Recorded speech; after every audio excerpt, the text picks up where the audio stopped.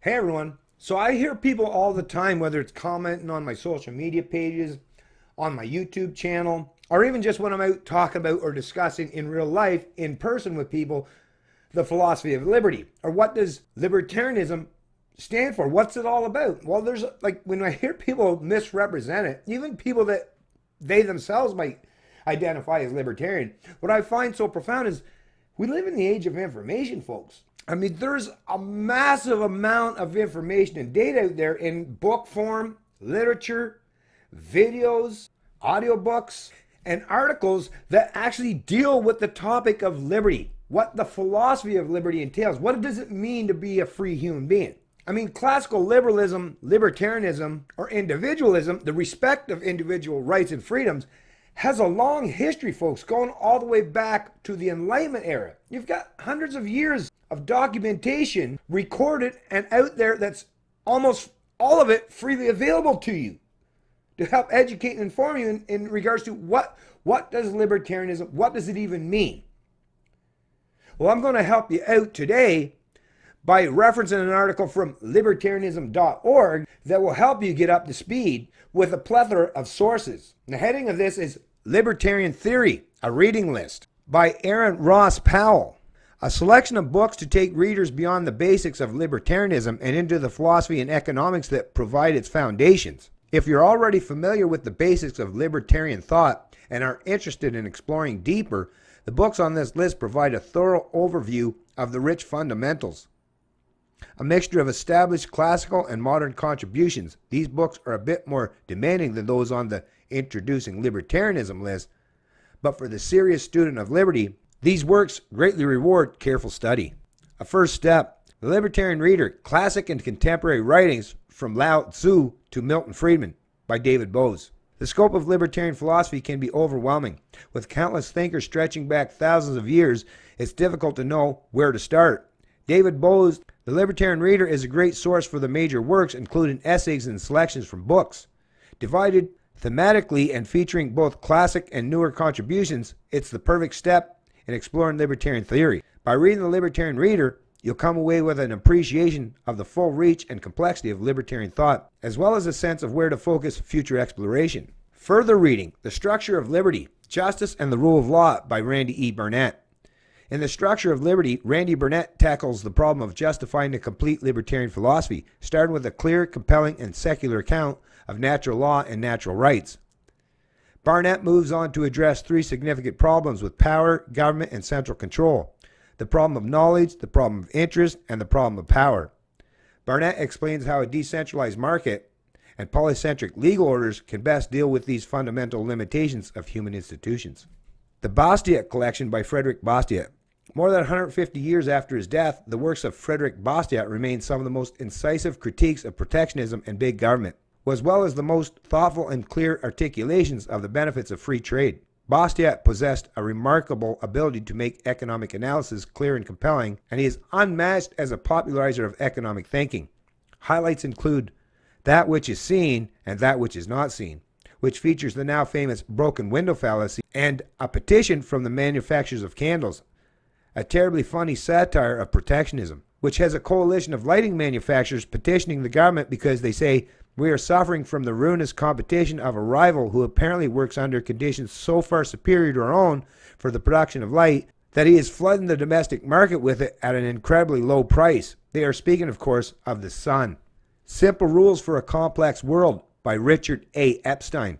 Richard Epstein is one of the most important contemporary consequentialist libertarian thinkers. His scholarship focuses on the intersection of law and economics, and Simple Rules is no exception. The book sets out a powerful argument for reducing the scope of law to a handful of simple rules: autonomy, first possession, consensual exchange, and defines a simple rule as one that generates more benefits than harm. Thus streamlined, law will be more efficient and more conducive to a flourishing society. Capitalism and Freedom by Milton Friedman. Capitalism and Freedom is the book that introduced Milton Friedman to general audiences. In it, Friedman, who would go on to win the Nobel Prize in economics, shows how potential freedom depends upon economic freedom. He develops this argument through examinations of education, discrimination, the regulation of monopoly, occupational licensing, and poverty. And he shows how free markets and the incentives they unleash can address many of the social concerns governments have failed to solve. The Constitution of Liberty by F.A. Hayek. The Constitution of Liberty is Hayek's monumental restatement of the principles of classical liberalism. Hayek is arguably the most important libertarian thinker of the 20th century, and the Constitution of Liberty is the most thorough and accessible summary of his thought. Hayek's major contribution is in understanding the way that knowledge operates within a society and how unplanned and emergent behaviors and institutions are better able to draw upon knowledge held by individuals than are bureaucrats and central planners. The Constitution of Liberty sets out his vision for what a free society respecting these principles would look like. Second Treatise of Civil Government by John Locke. One of history's most important works of political philosophy, John Locke's Second Treatise is a classic and timeless statement of the principles of individual liberty and limited government, one that had a major influence on the founding of the American Republic. By starting with a hypothetical state of nature, Locke develops a system of human rights, including a right to property, and shows how governments are created by men in order to protect those rights. He argues that because governments are so limited, citizens are justified in rebelling when the rulers overstep their bounds, an idea that found clear expression in the Declaration of Independence. On Liberty by John Stuart Mill. The sole end for which mankind are warranted, individually or collectively, in interfering with the liberty of action of any other number of self-protection, John Stuart Mill writes in his classical utilitarian defense of liberalism, On Liberty.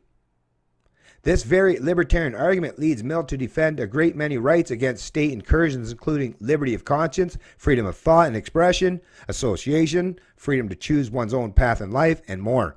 On Liberty is a powerful and beautifully written defense of the core beliefs of libertarianism. Anarchy, State, and Utopia by Robert Nozick. Robert Nozick's book, released to widespread critical and popular acclaim in 1974, was almost single-handedly responsible for making libertarianism a force in modern academic philosophy. In Anarchy, State, and Utopia, Nozick shows how a minimal state, one that acts only to protect its citizen from violence and fraud, can arise within a state of nature and without violating any rights. He then goes on to argue that such a minimal state is the only morally legitimate form of government and is also the form most conducive to human happiness and a pluralistic conception of the good. Anarchy, State, and Utopia retains a proud place in the canon of political philosophy. Capitalism, the Unknown Ideal by Ayn Rand.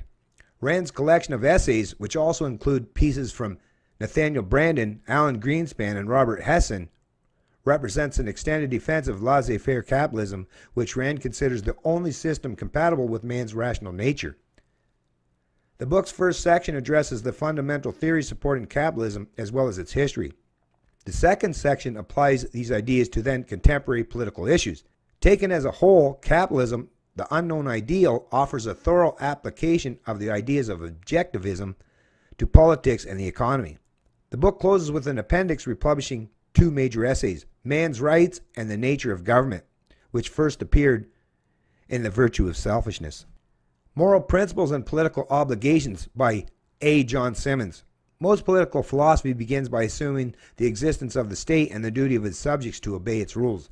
In Moral Principles and Political Obligations, Simmons asks us to take a step back and first address the question of what duty, if any, do we have to obey the state. He examines the most common arguments for state authority, including consent, gratitude, fair play, and natural duty, and finds them either uncompelling or unrealistic when applied to existing governments. His conclusion is philosophical anarchy, the idea that we don't have a moral duty to obey the government, but that there may be other non-moral reasons for doing so. Political authority is an important issue, paid far too little attention by both libertarian and non-libertarian thinkers. So this is just, like I say, this is just to get you up to speed and up to date that, yes, and this is just one page from one source. And I mean, even this source alone has, I mean, I could sit here if I wanted to. I could literally spend every day just making videos, giving you links or articles or books or historical literature such as what's contained within just this one page. Like I say, this is just one page of suggestions if you want to get up to speed and understand what the philosophy of liberty is all about. What does it mean to be a free human being?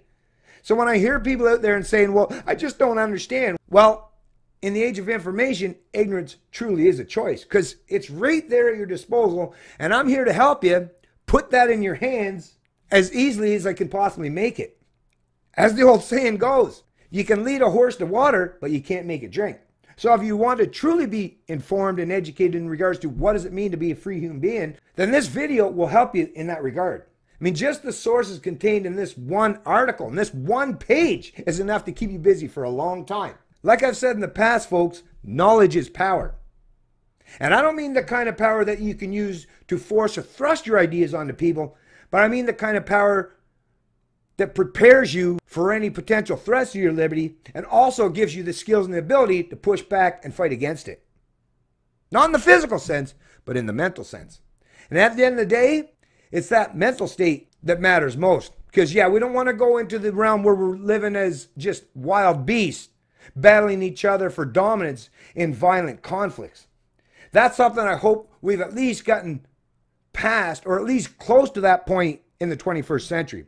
I think the 21st century is predominantly, at least it's starting out as a battle of ideas. And if you want to be one of those people that are at the front of the pack, well, this is a good way. This is at least the basis for some good mental exercises that will get you to that point. Or at least head you in the right direction. It's Canadian Libertarian, and I love liberty.